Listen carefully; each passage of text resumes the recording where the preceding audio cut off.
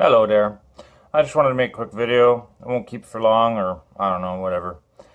I guess I just wanted to make a video about a couple different things. One, I wanted to give a shout out to NYCTV and all those guys. I'll get to that in a second. Their video today, or their live stream on the Cutting Edge, John Pounders and John Hall. Salute. They're probably my favorite YouTubers out there. One of. But I woke up today feeling spiritually oppressed, I guess is the word. You know, where it's just basically like, well, with the PTSD or whatever you want to call it, anxiety, all that nonsense, like flashbacks, traumatic past, all that. Sometimes it's like, well, the insomnia is horrible, but sometimes it's like I'll wake up, or I'll lie in bed, or I'll try to sleep, and I start to feel like I'm having a heart attack almost. And what I would call uncontrollable morbid thoughts, traumatic thoughts, like the devil creeping into your head, uttering blasphemies and disgusting things, or just idle thoughts. It's like, and you catch yourself saying, where did that come from? It's like, and you just rebuke the thought, capture it, and cast it out. And I pray, praise be to Yeshua, Jesus, the Son, Yahuwah, God the Father in heaven, for salvation on the cross and stuff. Other things lately, oppression, like I was saying, John and the guys at NYCTV were talking about, I'll get to that in a second, about the idea of doorways in your life, that sometimes God is putting things in your path like that just to teach you a lesson as far as something you need to know. And sometimes it's actually demonic oppression. But like, for example, say, you know, like lustful thoughts or angry thoughts or whatever, you got to ask yourself, like for me, I slowly, as I've been a Christian, I'm starting to get rid of all the garbage that I used to obsess about. Like, I used to love gangster shows, gangster flicks, whatever you want to call them. Like back in the day, hanging around with a bunch of psychos, doing a bunch of psycho crap, like even like John Pounders, who has a similar background to me, like knows what that means. Like, it weighs on your soul, and so you have these morbid flashbacks. It's like once you see something, you can't unsee it. Or even like something as silly as using the bathroom. It's like thoughts popping in your head while you're in the commode, or things that you don't want to be thinking about. And it's like the devil's just, like that song, it's like, the devil whispers in my ear, it's time for your curtain call, but don't butter yourself all up with alcohol. Step aside, let the whistler through, 'cause there really ain't no place at all for folks like me and you. So don't go downtown. And like, even like, well, I'll get to this here, because I got a bunch of slides. I'm just looking at them on the screen here that I'll switch to and read them off. Just things, you know, that I wanted to talk about. So here we go. So yeah, for sure, I want to give NYCTV, all those guys, John and John, a big shout out. As I was saying in the little intro thing, waking up today with spiritual oppression, whatever you want to call it. Like I was saying in the chat, in the live stream they did this morning, it felt like I was going to have a heart attack. Like my chest was caving in, extreme hypertension, pondering it as they were saying. You know, the things in our life that might be letting demonic entities in unknowingly. Such as like how sometimes I'll find myself watching shows desperately in need of a laugh, like comedies, very important to me because it helps cut through trauma. And so I'll watch shows like Trailer Park Boys, and they're extremely vulgar. Obviously, I'm not recommending them. And some of it is funny, but sometimes it's just extreme and gross. And I realize I got to eliminate stuff like that in my life. I like watching certain podcasts like Owen Benjamin. A lot of people can't stand that guy. They say he's this, they say he's that. But he makes me laugh. And as a Christian, it's getting harder and harder to find like-minded comedy, because most of it is just vulgar and gross, you know? But also, since I became a Christian, I've noticed it seems like the oppression is getting worse, which is not uncommon, I've heard, like for Christians, in a sense that once you become a Christian, the devil's going to ramp up his attacks. He's going to come at you even harder, figuratively and literally. Now, on the other side of the coin, with my PTSD, whatever, MK Ultra, whatever happened to me, I can't really remember much before grade 7. I'll get into that on the next couple slides, but I'm kind of an isolationist, a shut-in. I don't really have any friends in real life. I almost never go out. People ask me, are you a TI, targeted individual, and all that? I am, but at the same time, I isolate myself on purpose, almost sort of as maybe a defense mechanism. Which also brings me to other things, like lately in my life I've been realizing that I've been kind of ashamed about, repenting about. Praise be to Yeshua, Jesus Christ, and I repent, you know, like getting angry and hostile. And even like in my videos, which to me are kind of like keeping a diary or a journal. A person can go back and rewatch their videos and it encapsulates what they were going through at that time. And it's like rereading your journal and learning what you can, you know. And sometimes I go back and I realize how hostile and aggressive I was, and it just fills me with shame. Or even like the topic of like Donald Marshall, little beef with him. It's like, it's just absurd how I let people get my goat. And so I pray for guys like that. I pray for people. Don't give in to the hard-hearted hostility that, you know, I've been known to do. Like, I pray, God, forgive me for all that stuff. As far as like even being judgmental, hostile, assuming things, much less the horribleness of bearing false witness. I don't want any of that in my life, as it were, and so shedding it a little bit at a time. But I remember even once before my fallout with Jesse Spots, talking to him, he mentioned he doesn't want to lead anybody the wrong way, so he's very careful in what he talks about, which is fine and dandy, you know. And that's sort of the same thing I want to be known for, is, you know, even like Owen Benjamin would say, I might be wrong, but I'm not lying. And I don't want to bear false witness against people. I don't want to lead people down the wrong path, which, even coming back to the topic of cloning centers, I don't even know what is real and what is fake with that anymore. I'm starting to think guys like Donald Marshall were put on the scene on purpose just to make it all sound so ridiculous that it discredits people like me trying to warn people about the MK Ultra program. And so then, as far as posting about this, it led me to a conversation with Rachel talking about how the enemy's attacks are amping up, and that for her it's been hell the last 12 months, trials and tribulations, and having to separate herself from different situations and focus and pray. And I agree, it's bonkers actually how heavy it is. And I says, sometimes it's more than I can bear. It's like, sometimes I just think, like, dose me up with lithium, commit me to the loony bin, and, you know, just put me away forever, I'm done. That's it, stick a fork in me, I'm done. And it's like, sometimes I just feel like I got nothing left. And the hypertension from the PTSD, whatever it is, plus the chronic insomnia for me is like a living hell. I wouldn't wish it on my worst enemy. I don't know if it is a direct result of the MK Ultra program, but I've heard that that's part of it. They want to create super soldiers, spies, or whatnot that can stay up for days on end. And my record is something like 92 hours. Like, that was like almost 5 days, I think. And so, obviously, this comes back to my testimony. And like I said before, I'm not too sure completely what happened, obviously, because everyone's dead. I can't ask them. I know something happened because I can't remember much of anything before grade 7. And that's not weird or anything. I know people who say they remember things when they were 3. I've heard of people saying they remember things in the crib. Me, grade 7. I remember one of my first friends, this blind kid named Dale.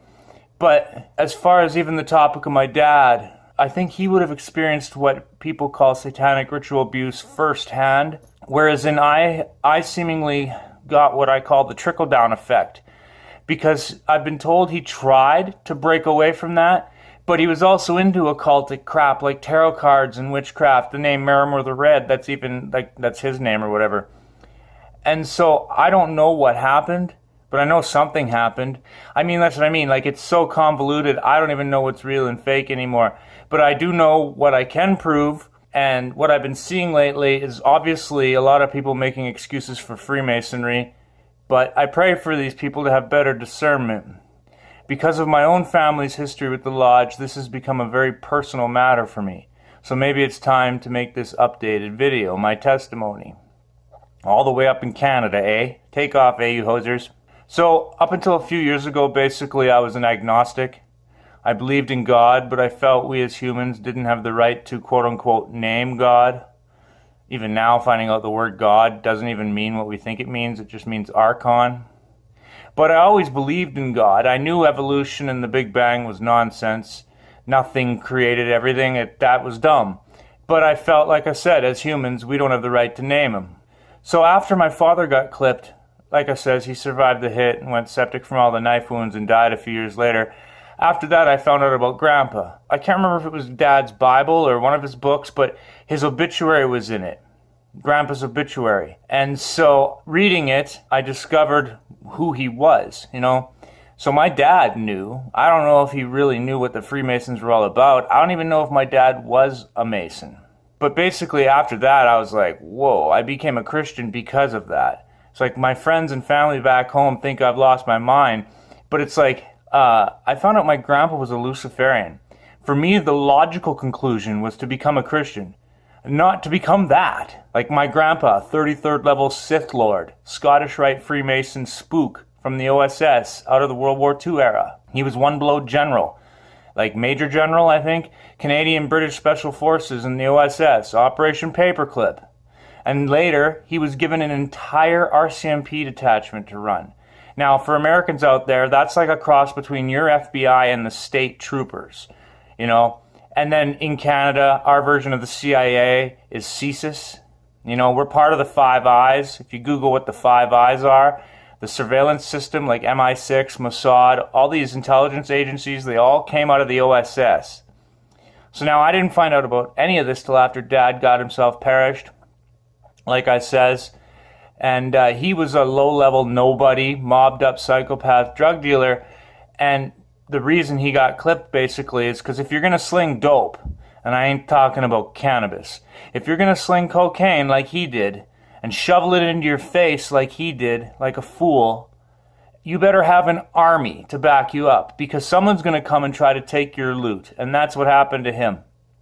But after Dad died, like I said, I found Grandpa's obituary, talking about how he was a GCIG, Grand Sovereign Inquisitor General, a 33rd level Freemason Illuminati underboss, or assassin, or both. But needless to say, finding that out, it hurt way more than Dad dying. I mean, I would say it broke me. I'm trying to rebuild my life. I often refer to myself as a broken toy. But it was after that, I realized you got all these high-up guys like the Bush crime family, the Clinton crime family, Obama, the Rockefellers, the Rothschilds, the secret bloodlines of the Illuminati, Bilderberg groups, all these goofs worshiping Lucifer and Satan. And I realized really fast that the war between heaven and hell is all real, and we better choose a side because the devil owns the fence. So, I didn't ask for any of this, obviously, to be born into an Illuminati family, spewing all sorts of 33rd degree Freemasonry. And in my darkest hour, about 7 years ago, give or take, I saw Gonzo Shamira's film Age of Deceit. Big shout out. He's made 3 of them now, and everything clicked. I was living on Vancouver Island at the time, and I remember dropping to my knees in the middle of the night with insomnia, of course, and accepting Yeshua, Jesus, the Son, and Yahuwah, God the Father in heaven as my Savior and my God above, the one true God. And since then, my life has gotten better, but for the first time in 37 years on this earth, I realized all my sins and bad habits and addressing them and whatnot. It was such an omnipresent type slap to the face, wake-up call, that after that, everything began to change for me almost overnight. And so I knew I had to do something about it and get in the game, as it were. Sitting on my hands, I felt like I was wasting something. So I started making YouTube videos like this, and while my life has gotten better, I have found I do get more spiritual attacks. Like the devil gets in your ear and messes with your head kind of thing. And yes, I'm still rough around the edges, obviously. I can still be angry and hard-hearted. I pray God help me with that every day. It almost seems like a defense mechanism in some ways, because it's like, if I'm not angry, I'll be sad. And it's like, psychologically speaking, it's almost like I'd rather be angry than sad, you know. Or sometimes in my videos you hear me being harsh or tough love or drop the occasional S-bomb, you know. But as I said before, if my story helps even one person, then mission accomplished. So now I just try to take it one day at a time. As I walk through the valley of the shadow of death, I will fear no evil, because I know God is with me as I tread every day. But as far as the oppression and the insomnia, I just keep praying. I mean, I've struggled with alcoholism in a way, not because I enjoy getting drunk. In fact, I like being sober-minded, you know. But alcohol, I can have a few beers and it's guaranteed sleep. Whereas if I don't have any booze or have a beer, I will lie there sometimes for hours and hours and hours and hours before I can finally get to sleep. And even then, if I start having those kind of, I don't know, flashback anxiety attacks, like I says, it makes me feel like my chest is going to cave in, where I have to just get up and putz around, because if I lie there anymore, I feel like I'm going to die. Or what people would call spiritual bondage, or even like succubi, incubi, sleep paralysis, things like that. And so, like this prayer here, I pray every day that people are protected from such things in the mighty name of Yeshua Jesus Christ. And I do pray for guys like Donald Marshall. But on that topic, again, I want to maybe get into that a little later, because I don't know what the deal of any of that is. All I know, the only truth that I know is Yeshua Jesus Christ and the Word of God, you know. So I start there and then branch out. But as far as just breaking bad habits and whatnot, that's also like a one day at a time thing. I mean, for me right now, it's breaking my anger, my need to lash out, you know, at things that I perceive to be threatening. Like, for example, even like someone attacking me verbally or physically, my first urge is to crush them. And that's just the flesh, and I gotta understand that that's just the visceral sin of the flesh, and that you have to capture those idle thoughts and rebuke them. And I pray Jesus help me with that every day, because I don't like being angry all the time. Obviously, cannabis helps, and I know some people, they get all hostile about that I smoke cannabis. I know Jesse Spott's got in my face about it. A lot of people, a lot of Christians think it's bad or something, but you know what? The Bible says be sober-minded. Cannabis helps me calm down. I am still sober-minded when I smoke. In fact, I could still do calculus, you know, after smoking a doobie. It's a mood stabilizer for me. It melts away the anger. It might even be this fallen world's version of manna. Like, did you know you can live off of eating cannabis flowers and distilled water with nothing else? The seeds and the oil. It even cures cancer, putting it in remission, you know? So, other than cannabis, I don't support any kind of drug or any of that, like my dad or whatever would have. But as far as insomnia and stuff like that, you know, I wouldn't wish it on my worst enemy. So for me right now, that's, like I said, my big things is struggling to conquer that alcoholism, runs in my family, defeating my anger, and just breaking the bad habits. Like, I'm almost 50 years old, and it's like I'm spending my 40s trying to repair everything I broke in my 30s and my 20s. But I'm just a piece of stinking awful, a sinner. Without Yeshua Jesus, I'm nothing. And so people want to mock me for being a Christian. I don't care. You can think what you want. I pray for you. But, like, I'll put citations in the description section below. There's much evidence that the Bible is real. It's just people don't want to go there, because then they'd have to reevaluate their lives. And seeing as how hard it was for me, I can understand why people don't. But anyway, I guess as far as just this video, I just wanted to get it off my chest. It's kind of therapeutic for me making videos. Like I says, I don't care if one person sees this or a million. As long as it helps somebody, you know, that's kind of the point, you know. Even like the death threats and whatnot I've gotten for this, like, get real. I've had guns put to my head before, so I'm not too concerned with some losers online, you know, trying to gaslight me or social shame me. That doesn't work with me. But I guess, yeah, I don't know. That's all I got to say about that. So yeah, all that being said, I guess, like, if my story helps even one person, then mission accomplished. And as far as suffering all these trials and tribulations, just endure to the end. Pray, walk it out. Eliminate the negative things in your life that might be holding you back. And for the love of God, don't make the same mistakes I made. I pray people, like kids coming up today, are so enamored by this stuff. It's on the television. Like every other show now, the main character is a villain. And, you know, you'd never see that back in the day.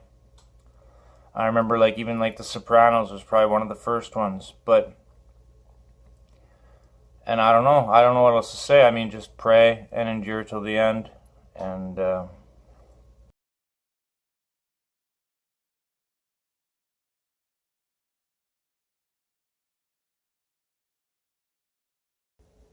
hello there. I wanted to make a quick video here, or maybe a longer video, I don't know. But on the topic of, and I felt almost called to do this, well, because of the events of the last 3 days, but on the topic of altered states. And you might be able to hear construction or the wind outside. It's a loud day out there, so I'm just going to try to get this done up. But basically, I'm talking about altered states like MK Ultra altered states, fractured personalities, and basically a good way to look at it would be like Dr. Bill here. Well, anyhow, this wonderful guy, along with many other Nazis, was allowed to get out of the country with help of what the OSS, which is the ancestor of our CIA, through a thing called Operation Paperclip, because they wanted his knowledge, just like they wanted the rocketry knowledge of Wernher von Braun, even though Wernher von Braun was a Nazi.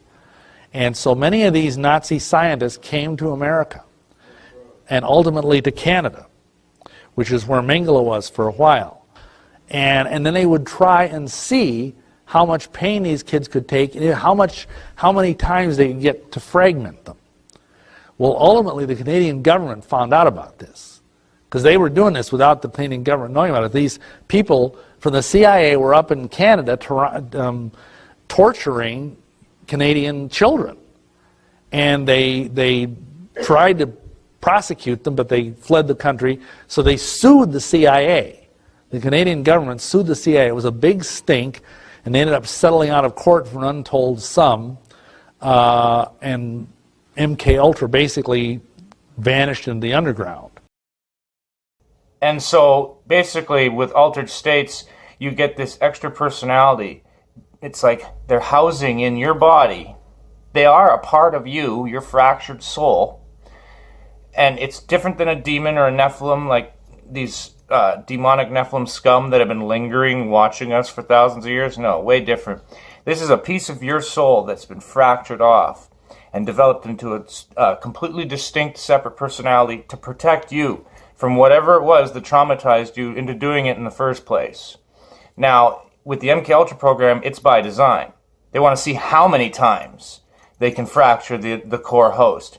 And then the people, the victims like me, end up spending the rest of their lives a complete wreck. And, on and on it goes. But, so this was triggered, for me at least, by my insomnia. My record's like 92 hours. And that time, I'm pretty sure everything was okay, I think. But, the last 3 days, I was like getting close to 50 hours where I was up with insomnia. And so I caved in to the pressure, whatever, just sick of it. And therein lies the catch-22. I pray Jesus protect me from such things. I pray in the mighty name of Yeshua, Jesus Christ. But if you make the mistake that I made last night, you bring this stuff on yourself. So in that regard, I'm a bit of a Homer Simpson sometimes. Don't.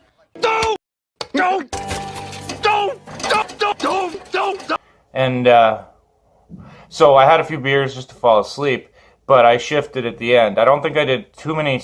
I don't think I did.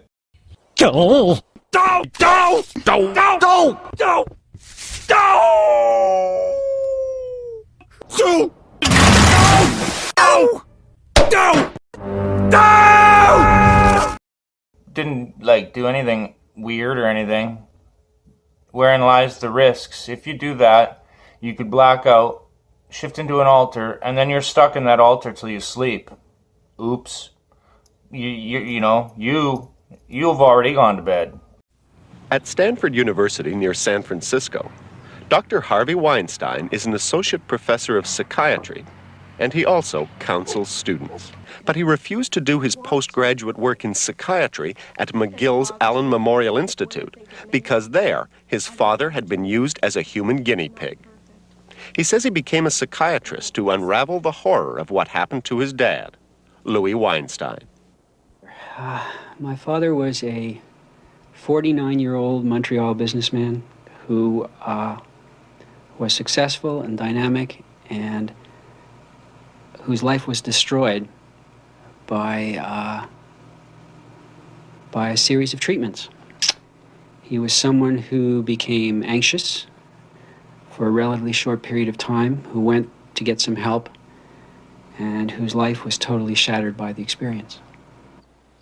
His father was one of the more than 50 patients treated here at the Allen Memorial Institute under a secret program designed to develop brainwashing techniques. The Allen has an international reputation as a renowned psychiatric institution. But in the late 50s, the patients knew nothing of a cascade of mind control experiments underway, including sensory deprivation and worse. He went in one winter evening and was put to sleep for approximately 2 months. He was given shock treatments of various kinds, gradually building intensity to an intensity and a frequency that was not certainly the routine or standard of the time. Electroshock is a standard but controversial treatment for extreme depression. However, at the Allen, the shocks were administered not 2 or 3 times a week, but 3 or 4 times a day for weeks on end. Patients were reduced to vegetables. It was called depatterning. And on top of that, the patients were given dangerous experimental drugs. He was given a whole slew of drugs, including amphetamines, likely PCP, insulin comas, barbiturates of all kinds, LSD. He was then forced to listen to recorded messages. It was called psychic driving. Once the patients were drugged and shocked to break down their minds, they were bombarded with taped messages for up to 16 hours a day. This is how one patient remembers it.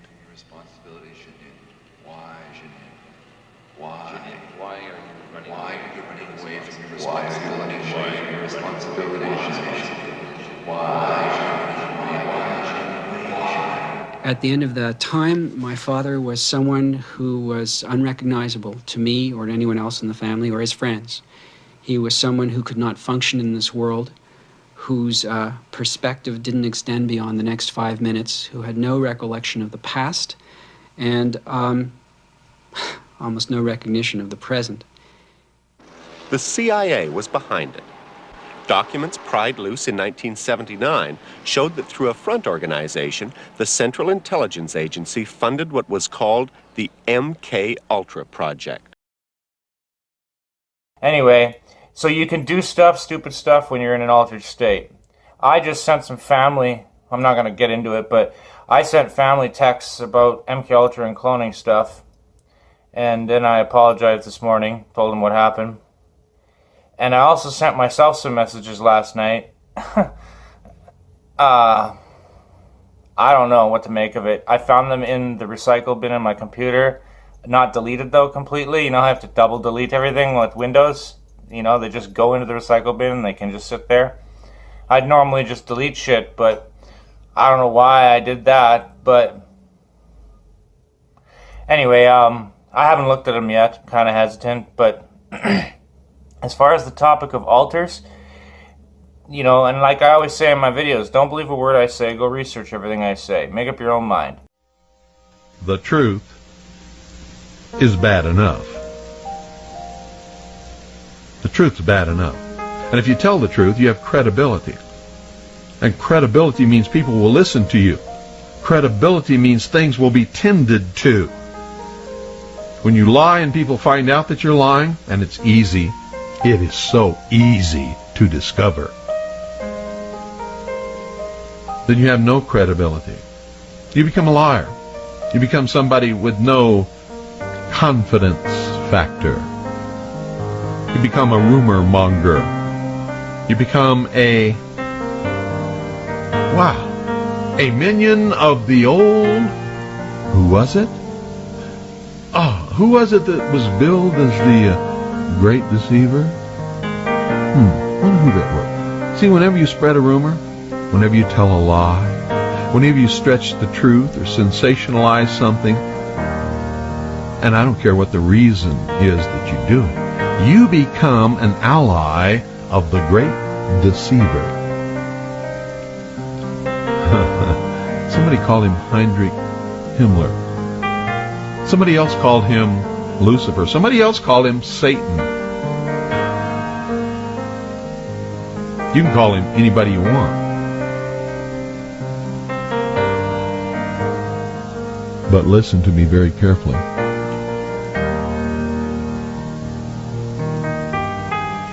He's not anybody I want around me. His minions are not anybody that I want to know or be associated with or hear from.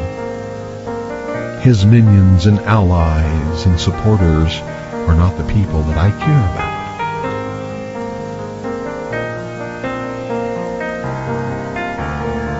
You understand? You want to be on his side? Stay the hell away from me. Don't call me. Don't write me. Don't reference me. Don't email me.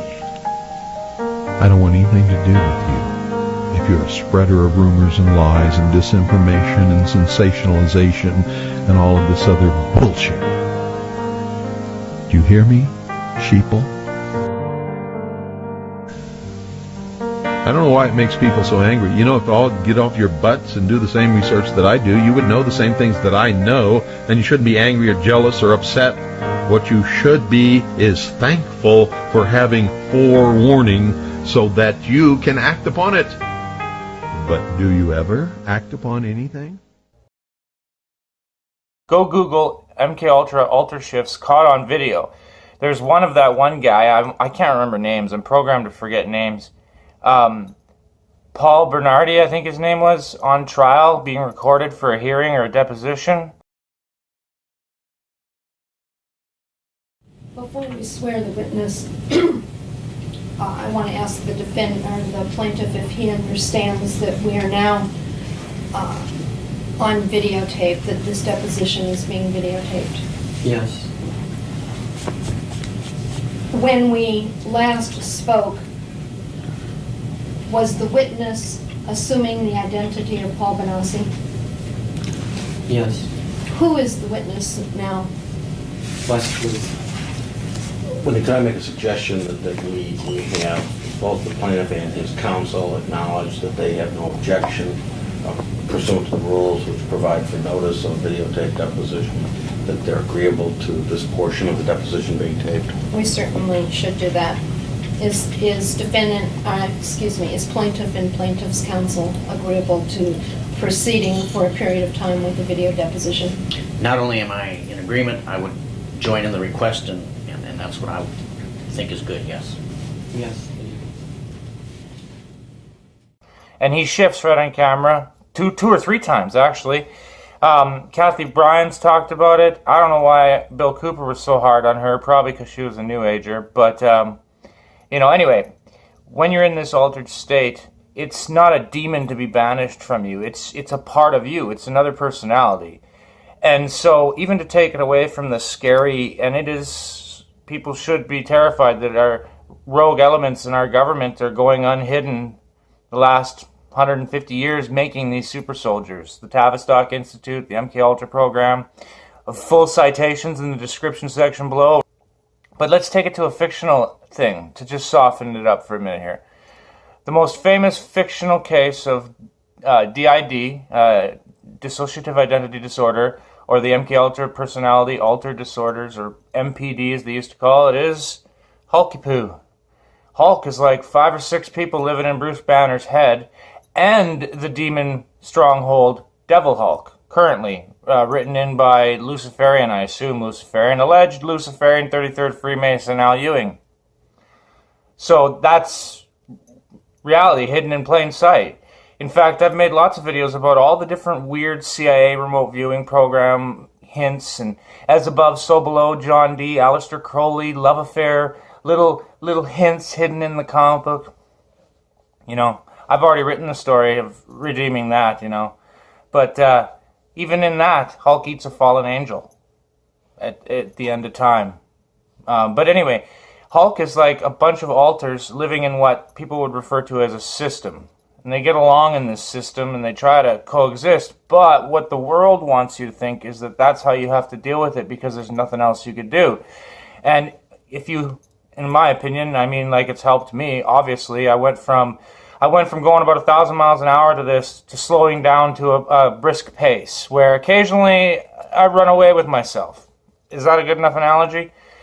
But in the case of Hulk or whatever, they just try to work together to become a better system. And with prayer and counseling, and I pray for Yeshua Jesus to help me one day at a time, but you want to put all that away and do what's called integrating altars. And I'm pretty sure that's already, I've done most of that. I think I have just my protector altar left, the guy who's going to come out and whoop some ass if anybody messes with me. And like I can handle myself. I've actually had guys with guns come to my house before, and I'm still here. And that was me. I didn't need no friggin' Hulk to come out of me and smash them. But the point is they got to be integrated. It's not the way it's supposed to be. And so, like, I noticed as far as integration goes, like in my 30s when I started breaking down, I started having skills I never remembered having, like, really. Like, I had studied martial arts as a kid, but I had swords combat training skills that just suddenly sort of appeared. Even though I'm a pretty broken down, you know, average build dude, I'm not claiming to be some super duper tough guy. I've lost as many fights as I've won. But other skills, like singing, like even to the point of like freestyling lyrics out of nowhere where I could just make them up as I go along. If there's already a verse and a chorus established, then I could just do it at will, ad nauseum. And so I had to test that. I started singing live with my friends' bands back on Vancouver Island. It was fun. Well, I shouldn't say friends. They're acquaintances. I was just being Weird Joel, so I had the typical effect I do on people out there. And but it was fun. I had to test it and see if I could do it. And first try, I did a Tragical Hip cover of Wheat Kings. And a couple more times since then. But things like that, or I guess just sort of personality traits or cravings for things. It's hard to explain. When you integrate personalities, you get to know what they knew. Essentially, it's hard to explain. But it's like most systems don't know about the other personalities. That they leave each other notes, that's common, you know. My entire walls is notes. So if I ever need to, I just quickly write on a note on my wall here. And so the danger of all this is that people would think of it from a New Age or materialistic, atheistic point of view instead of turning to Yeshua, Jesus Christ, for salvation. And obviously I've said it in other videos. I don't care if people like or dislike me for being Christian. I found out my grandpa was a Luciferian, maybe even a full-on Satanist, 33rd level Freemason. What would you have done? Would you have A, gone mad? Probably. B, became a Christian like me? Or C, become a Sith Lord Freemason like them? Like, your choices are kind of slim to none at that point, knowing that you are maybe a government-controlled, created Weapon X type person, realistically speaking. Just my DNA is what's important to them. I'm not important to them. Well, maybe. But, and then, you know, you're just going to go back to the way your life used to be? No. And anyone who would get in your face about such things, if you're suffering as I suffer, know that they have no idea what you're talking about, and that's why they're reacting that way, because to them it's like, well, just take the garbage out. Yeah, the garbage is bigger than your house, you know, and the pile, forget about it. I'm getting out of hand with the analogies right now.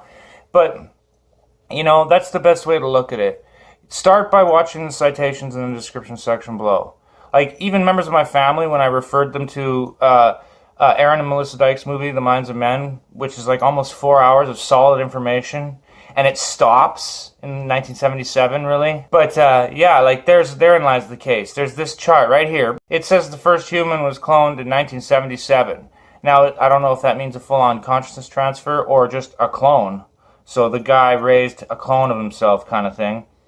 But who that was, who knows? Chances are most times parents wouldn't even know. They would be raising what they think is their kids. Maybe they do know. Maybe it's another case of alters. Everybody in these families could be shattered. The programming, and people ask me all the time, well, how do you know for sure? And it's like, I don't. But most of the initial programming is done in the first 3 to 5 years. And then say if my dad found out, freaked out, maybe even had something to do with Grandpa dying, and then after that I was somehow spared of the rest of it, like say James Casbolt went through, then it would explain why I'm just sort of somehow swept aside like a CIA throwaway or whatever. But all I have is questions. This is just I don't have a lot of answers. But I have to laugh or I'll just, it's like the other day on the Owen Benjamin podcast, even the guy from Europe was talking about some stuff, and in the way he said it, Owen laughed, and the guy's like, why are you laughing? This is not funny. It's like, of course it's not funny. But a lot of people would use laughter as like a way of coping. It's just how Westerners are. And so with me, I've compartmentalized this so much that it doesn't really bother me anymore. Like, I'm almost 50 years old. I know I don't look it. But although I got the teeth of a 1,000-year-old, like poor Gollum or something. Smeagol has only 6 teeth, precious. There's another one. Like, I've always been able to do voices and stuff, or draw, or sing, or write, or snowboard, or I'm good at sports when I play them. Like, not so much football, but like, I don't know. The whole key to this is integration, not system management, I guess, is the point. And that you can't look at an altered personality DID condition without God. It's like AA. People would accuse AA of being a cult because you have to agree there's a higher power. There is a higher power. I mean, come on. Everybody who's ever been in the CIA remote viewing program has astral projected, like moi, like other members of my family. Guess what, world? Astral projecting proves there's a soul. It proves the atheists are insane, and that atheism is the religion. Scientism, and that gets into a lot of other topics, but so there's a spiritual answer to this, and it's not in some laboratory or in some therapist's office couched between the cushions. It's the answer is Yeshua Jesus Christ. So ponder my words, check out the description section below, and I'll just say, peace out, baby.